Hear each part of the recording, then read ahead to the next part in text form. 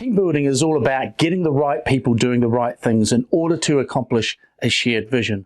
This isn't a new idea. Jim Collins wrote about this in Good to Great, describing disciplined people and disciplined action as core components of breakthrough momentum. In Mastering the Rockefeller Habits, Verne Harnish describes this as the right people doing the right things right.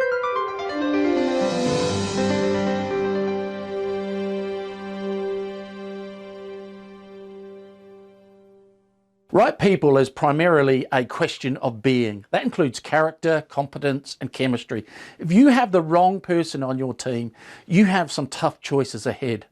Wrong people don't very often become the right people, and even when they do, it typically happens over a long period of time. As a leader, it's doubtful your personality or your strategic plan have the patience for that. So the first question you have to pass is, do I have the right people? And a quick way to discern the answer is to ask yourself if you would enthusiastically rehire each person on your team if given the opportunity. The second question to ask, especially regarding your leadership team and other key employees, is whether you think they have the potential to be the best in their position 3 to 5 years from now. By the way, you might have the right people just in the wrong position. Where you have your A players makes all the difference in the world. Right things is primarily a question of doing. It includes strategy, tactics, and execution. If your team is spending their time, talent, and energy doing the wrong things, it is probably more a reflection on you than them. In this case, clarifying what and how can bring big changes in performance in a short period of time. The key questions on the things right side of the model are, do you have the management practices and processes to take advantage of the market opportunity you're pursuing? Do you have the habits and disciplines in place to maintain your competitive advantage? Is your organization structured primarily to maximize the productivity of their employees? And can you deliver a consistent service or product offering? So what needs to be in place so that you can have the right people doing the right things right? Here is a good starting point. Everyone in your company wants to know what it means to have the right people doing the right things right. I'm based in the UK, so I'll use a football example.